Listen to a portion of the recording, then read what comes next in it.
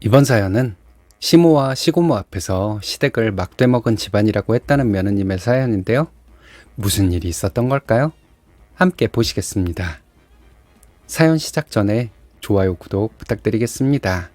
채널에 큰 힘이 됩니다. 안녕하세요. 시댁 스트레스 때문에 참 많은 일이 있었습니다. 남의 편 잡는 것도 하루 이틀이지 지치더라고요. 그냥 제가 시댁 뒤집어 엎고 얼마 전 손절하는 방법이 최선이라 생각했는데 드디어 실행에 옮겼습니다. 올해 추석에는 시댁에 안 가도 되겠네요. 저희 부부는 수도권 거주 중입니다. 제 친정도 수도권이고요.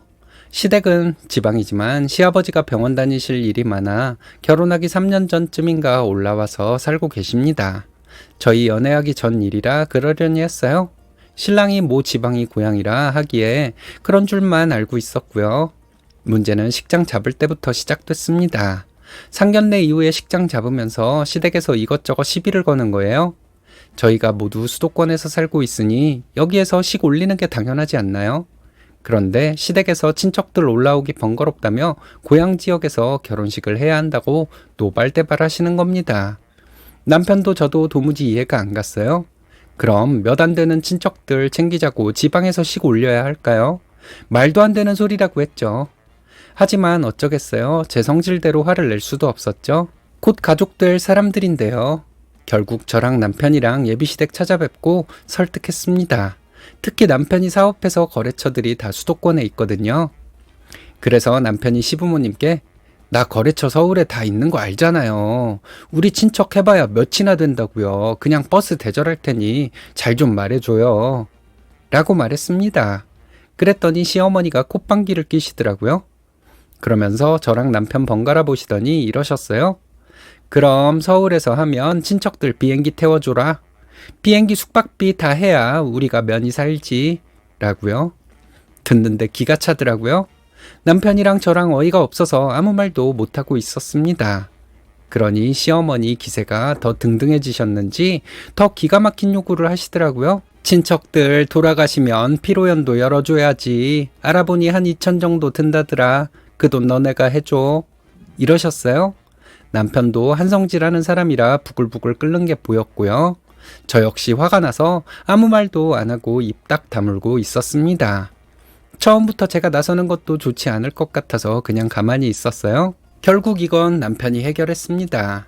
그 자리에서 시부모님께 엄마 아빠 생각이 그러시다면 친척들 안 모실랍니다. 평생 저한테 용돈 한 번 안 주신 분들이 뭔 요구가 그렇게 많대요. 안 오셔도 돼요. 라고 질렀어요. 시어머니께서는 저희더러 그게 무슨 말도 안 되는 소리야. 가족이 괜히 가족이냐? 라고 언성을 높이셨는데요. 남편은 저 데리고 일어나면서 결혼하기 전부터 트러블 만들지 마요. 저 지원도 하나 안 받고 결혼하는데 그런 요구하시면 예비신부 앞에서 제가 부끄러워져요. 라고 이야기했고요. 결국에 시부모님이 한 발 물러나서 제일 넓고 비싼 버스로 대절해 드렸습니다. 고작해야 15명 오시는데 28인승 우등 관광버스 대절해 드렸어요. 어찌저찌 준비하면서 결혼식 후로는 바쁜 시즌이라 미리 신혼여행 가려 했는데요. 신혼여행 비용을 나중에 축의금 들어온 거랑 지원 좀 합쳐서 주신다고 시부모님이 말씀하셨었거든요. 물론 안 받아도 되지만 시댁에서 주신다 하니 그냥 감사하다 했습니다. 그런데 해외로 다녀왔더니 말이 바뀌시더라고요. 시어머니께서 저희 해외 갔다 온 거 아시고는 또 바쁜 사람 불러다 앉혀놓고 잔소리를 시작하시는 겁니다.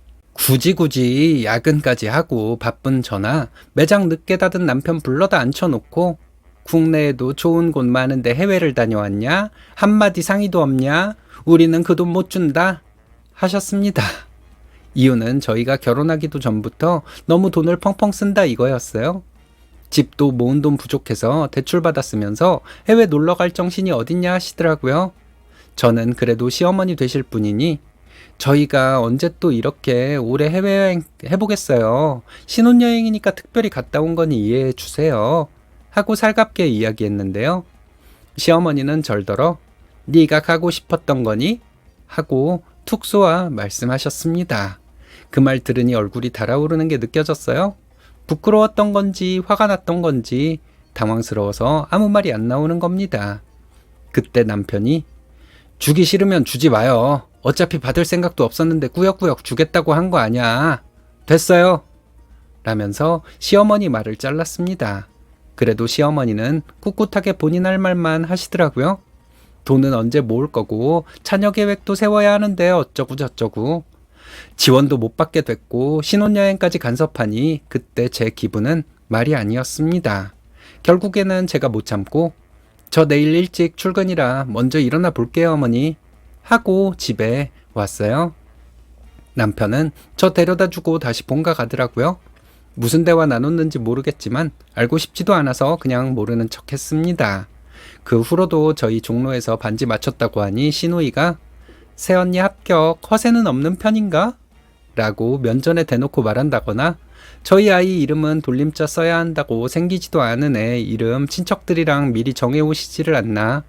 매번 이런 방구 연락도 없이 신혼집 쳐들어와서 난리치는 것도 참았습니다. 저희 시댁 오랜만에 놀러 가잖아요. 그럼 식사하는 자리에서 시어머니가 절더러 너는 애가 생각이 그렇게 없니? 시댁 오면 냉장고나 찬장 열어보고 뭐 없는지 확인하고 챙겨줘야지. 슬쩍 장 봐서 채워 넣어주는 예의도 없니? 하고 면박도 주셨습니다. 남편이 아무리 노발대발해도 속이에 경일기예요. 제가 직접적으로 나서지 않으니 당신들 귀한 아들이 저만 싸고 돈다고 생각하셨나 봅니다. 저도 슬슬 한계가 오더라고요. 그러다가 작년쯤 제가 폭발해버리는 일이 있었습니다. 그동안 1년에 한두 번 시부모님이 친척들이나 친구분들과 여행 가신다고 하면 용돈 챙겨드렸거든요. 평소에 남편이랑 상의해서 자주 용돈 보내드리는 거 제외하고 따로요. 꼭 드리기로 정한 것도 아니라서 그냥 한두 달에 한 번씩 소소하게 보내드리고 있었어요. 그런데 시어머니가 전화하시더니 안부를 물으시는 거예요. 스피커폰 해놓고 남편이랑 들으면서 이런저런 이야기 나누고 있었는데요. 시어머니가 저희더러 이번에 너네 고모 칠순이잖아. 다 같이 여행 가기로 했어. 하시는 겁니다. 그래서 그냥 칠순잔치는 안 하신대요. 축하한다고 전해줘요. 라고 남편이 대꾸만 했어요. 저는 몸 조심해서 잘 다녀오세요. 코로나 안 걸리게 마스크 꼭 쓰시고요. 이야기만 해드렸죠. 시어머니도 평소와 다르게 여행에 신이 나셨는지 아무런 시비도 안 걸고 그냥 끊으셨어요. 매일매일 사이가 나빴던 건 아니지만 꼭 전화하시면 태클 하나쯤 거시거든요. 그날은 아무 일도 없어서 그냥 평화롭게 통화하고 끊어 기분이 좋았습니다. 그런데 한 일주일쯤 지났는데 모르는 번호로 오밤중에 전화가 오더라고요. 남편한테 아는 번호냐고 물어보니 아니라 하더라고요. 혹시 주차 관련해서 전화한 건가 싶어서 냉큼 받았습니다. 여성분이셨는데요. 전화 받으니 대뜸 땡땡이니? 하시더라고요. 주차 관련 문제면 제 이름을 알 리가 없잖아요. 꺼림직했지만 네, 누구세요? 하고 대답했습니다. 그랬더니 나 고모야. 지금 여행 와 있어? 하시더라고요. 남편이랑 저 모두 당황했습니다. 여행을 가면 가신 거지 시고모님께서 저희에게 전화를 걸 이유는 없잖아요. 그래서 스피커폰으로 돌리고 남편이 고모, 저예요. 재미있게 놀고 계세요? 하고 물어봤습니다. 고모는 남편에게 그래, 재미는 있네. 근데 내가 땡땡이한테 할 말이 있어서 라고 하셨어요. 남편은 고모님께 같이 듣고 있어요. 말씀하세요. 라고 말씀드렸고요. 저는 저에게 무슨 할 말이 있을까 불안감이 엄습해 왔습니다. 고모님께서는 불길한 제 예상을 빗나가지도 않고 그때부터 본인 할 말만 따다다 쏘아붙이셨어요. 예, 시부모님이 친척들이랑 놀러 간다고 하면 용돈도 좀 붙이고 그래야지. 지금 너네 시어머니 속상해 죽으려 그런다. 어른들이 먼저 이런 얘기 꺼내게 하면 안 되는 거야. 라는 내용이더라고요. 그때 이미 9월까지 여행을 서너 차례 가셨고요. 그중 2번은 50만 원씩 꼬박꼬박 붙여드렸습니다. 저희가 여행 가신다고 하면 매번 용돈 드려야 하는 것도 아니고 대뜸 이렇게 고모님까지 전화하셔서 쓴소리 하시니 더 이상 참기가 어려웠는데요. 고모님께서 저희더러 아직 애도 없고 해프게 쓰는 거 아니면 부모 여행 용돈 그거 조금 주는 거 뭐 그리 어렵냐? 너네 친정애도 그러냐? 하시더라고요. 오밤중에 이렇게 막말하려고 전화를 하셨는지 전화 들으면서 참자 하고 있었는데 도저히 못 참겠더라고요. 그래서 남편이 뭐라 하기 전에 제가 먼저 질러버렸어요. 고모님, 한두 달에 한 번 꼬박 용돈 드렸어요. 올해만 벌써 여행 경비 하시라고 100만 원 보내드렸어요. 제가 돈 나오는 기계예요? 라고요. 고모님은 제 말 들으시더니 어른이 그렇다고 하면 예 알겠습니다 할 것이지. 이러니 너희 시어머니가 속이 터지는 거야? 라고 호통을 치셨어요. 그래서 저도 고모님 아드님은 아직도 공무원 준비하지. 딸은 전업주부로 살면서 마트에서 아르바이트 하잖아요. 용돈 얼마 주던가요? 라고 바락바락 대들었습니다. 그랬더니 고모님은 막 소리 지르시고 시어머니도 함께 듣고 계셨는지 급히 전화 받으시더라고요. 저한테 시부모 얼굴에 먹칠을 해도 정도껏이지 너 니네 친정에서 그렇게 가르치든? 하시는 겁니다. 저도 이판사판 볼장 다 봤다 생각해서 옆에 있던 남편 보고 소리 질렀어요. 야, 니네 엄마 나한테 대체 왜 이러니? 니네 고모란 사람은 지가 뭔데 시집살이를 시키려고 해. 너네 집안 이따위로 못 배워먹은 집안이었어? 라고요. 그랬더니 수화기 너머로 고모님이랑 시어머니 막 소리 지르고 악쓰시는 게 들리더라고요. 그대로 전화 끊어버렸습니다. 당연히 남편 전화 불통나고 난리도 아니었죠. 남편은 아무 말 없이 제 손 잡고 두 눈 질끈 감고 있더라고요. 화가 나서 남편 손 탁 뿌리치고 그대로 차 타고 친정으로 왔습니다. 남편 하나만 보면 갈라설 마음이 들지 않을 정도로 저한테 잘하거든요.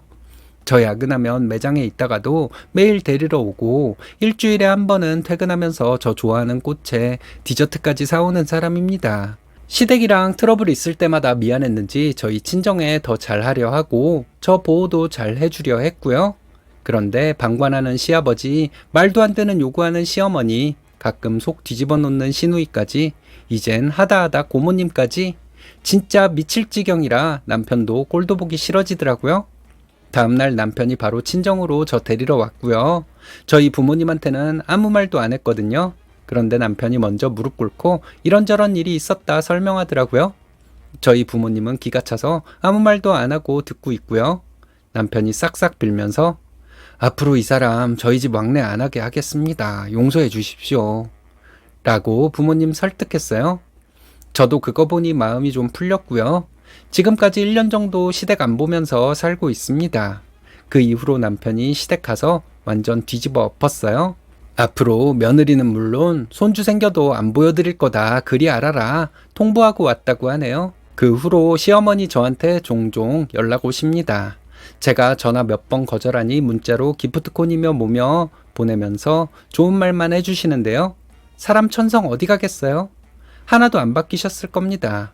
저는 이런 거 보내도 소용없어요. 평생 져볼 일은 없을 거예요. 이렇게 몇 번 답장 보냈습니다. 저도 다시는 시댁 상종 안 하며 살고 싶어요. 남편도 우리 엄마 아빠 돌아가시면 그때 나와. 나도 이제 우리 집 이야기 안 꺼낼게. 라고 약속해서 더 마음이 편하네요. 남편 가족이라고 잘해줬더니 며느리는 잘해주면 잘해줄수록 만만한 대상인가 봅니다. 혹시 저같이 무시당하는 분들 있으심? 절대 참지 마세요. 저 바보같이 한참을 참다가 질러버렸는데 진작 그렇게 하지 못한 것이 후회됩니다. 며느리뿐 아니라 아들까지도 봉으로 생각하는 시부모인가 봅니다. 자기 시누를 시켜서 며느리를 괴롭히는 시어머니는 처음 보네요. 옳게 며느리한테 시집살이 시키는 늙은 여자는 뭔가요? 잘 질러버리셨습니다. 그런 사람들은 자기들에게 막대하는 사람을 존중하더라고요.